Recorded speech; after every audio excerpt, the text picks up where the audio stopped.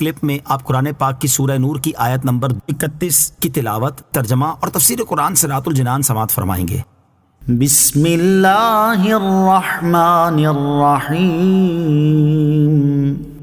ترجمہ، اللہ کے نام سے شروع جو نہایت مہربان رحمت والا ہے۔ وَقُلْ لِلْمُؤْمِنَاتِ يَغْضُضْنَ مِنْ أَبْصَارِهِنَّ وَيَحْفَظْنَ فُرُوجَهُنَّ وَلَا يُبْدِينَ زِينَتَهُنَّ إِلَّا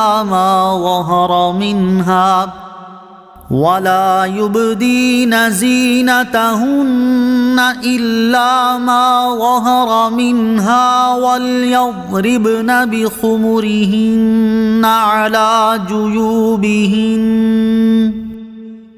وَلَا يُبْدِينَ زِينَتَهُنَّ إِلَّا لِبُعُولَتِهِنَّ أَوْ آبَائِهِنَّ أَوْ آبَاءِ بُعُولَتِهِنَّ أَوْ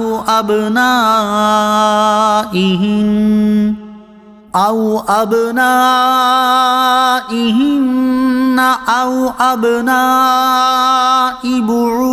بعولتهن أو إخوانهن أو بني إخوانهن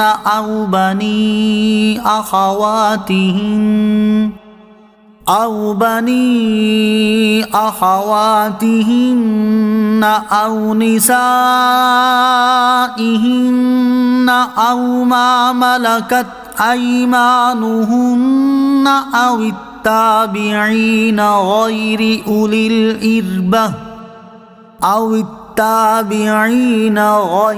أولي الإربة من الرجال أو الطفل الذين لم يظهروا على عورات النساء ولا يضربن بأرجلهن ليعلم ما يخفين من زينتهن وَتُوبُوا إِلَى اللَّهِ جَمِيعًا أَيُّهَا الْمُؤْمِنُونَ لَعَلَّكُمْ تُفْلِحُونَ۔ ترجمہ، اور مسلمان عورتوں کو حکم دو کہ وہ اپنی نگاہیں کچھ نیچی رکھیں اور اپنی پارسائی کی حفاظت کریں اور اپنی زینت نہ دکھائیں مگر جتنا بدن کا حصہ خود ہی ظاہر ہے، اور وہ اپنے دوپٹے اپنے گریبانوں پر ڈالے رکھیں اور اپنی زینت ظاہر نہ کریں مگر اپنے شوہروں پر یا اپنے باپ یا شوہروں کے باپ یا اپنے بیٹوں یا شوہروں کے بیٹوں یا اپنے بھائیوں یا اپنے بھتیجوں یا اپنے بھانجوں یا اپنی مسلمان عورتوں یا اپنی کنیزوں پر جو ان کی ملکیت ہوں، یا مردوں میں سے وہ نوکر جو شہوت والے نہ ہوں، یا وہ بچے جنہیں عورت کی شرم کی چیزوں کی خبر نہیں، اور زمین پر اپنے پاؤں اس لیے زور سے نہ مارے کہ ان کی زینت کا پتہ چل جائے جو انہوں نے چھپائی ہوئی ہے۔ اور اے مسلمانوں، تم سب اللہ کی طرف توبہ کرو اس امید پر کہ تم فلاح پاؤ۔ وَقُلْ لِلْمُؤْمِنَاتِ، اور مسلمان عورتوں کو حکم دو۔ آیت کے اس حصے میں مسلمان عورتوں کو حکم دیا گیا ہے کہ وہ اپنی نگاہیں کچھ نیچی رکھیں اور غیر مردوں کو نہ دیکھیں۔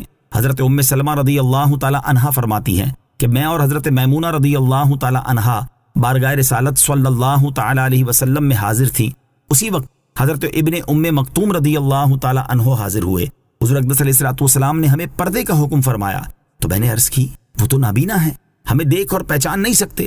حضور پر نور صلی اللہ تعالی علیہ وسلم نے ارشاد فرمایا کیا تم دونوں بھی نابینا ہو اور کیا تم ان کو نہیں دیکھتی؟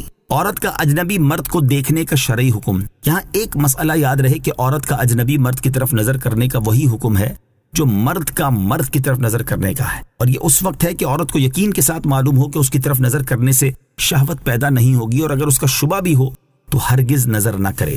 وَلَا يُبْدِينَ زِينَتَهُنَّ، اور اپنی زینت نہ دکھائیں۔ ابو البرکات عبداللہ بن احمد نصفی رحمۃ اللہ تعالی فرماتے ہیں زینت سے مراد وہ چیزیں ہیں جن کے ذریعے عورت سجتی سنورتی ہے، جیسے زیور اور سرما وغیرہ، اور چونکہ محض زینت کے سامان کو دکھانا مباح ہے اس لیے آیت کا معنی یہ ہے کہ مسلمان عورتیں اپنے بدن کے ان اعضاء کو ظاہر نہ کریں جہاں زینت کرتی ہیں، جیسے سر، کان، گردن، سینہ، بازو، کوہنیاں اور پنڈلیاں۔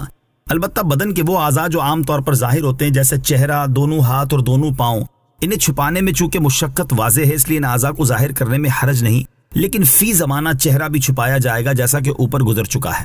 اس آیت مبارکہ کے بارے میں ملا جیون رحمت اللہ تعالی علیہ اپنا نقطۂ نظر بیان کرتے ہوئے فرماتے ہیں، زیادہ ظاہر یہ ہے کہ آیت میں مذکور حکم نماز کے بارے میں ہے، یعنی عورت نماز پڑھتے وقت چہرے، دونوں ہاتھوں اور دونوں پاؤں کے علاوہ پورا بدن چھپائے۔ یہ حکم عورت کو دیکھنے کے بارے میں نہیں، کیونکہ عورت کا تمام بدن عورت یعنی چھپانے کی چیز ہے۔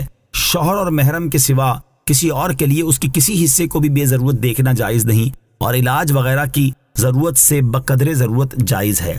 وَلَيَضْرِبْنَ بِخُمْرِهِنَّ عَلَى جُيُوبِهِنَّ، اور وہ اپنے دوپٹے اپنے گریبانوں پر ڈالے رکھیں، یعنی مسلمان عورتیں اپنے دوپٹوں کے ذریعے اپنے بالوں، گردن، پہنے ہوئے زیور اور سینے وغیرہ کو ڈھانپ کر رکھیں۔ وَلَا يَضْرِبْنَ بِأَرْجُلِهِنَّ، اور زمین پر اپنے پاؤں زور سے نہ مارے، یعنی عورتیں چلنے پھرنے میں پاؤں اس قدر آہستہ رکھیں کہ ان کے زیور کی جھنکار نہ سنی جائے۔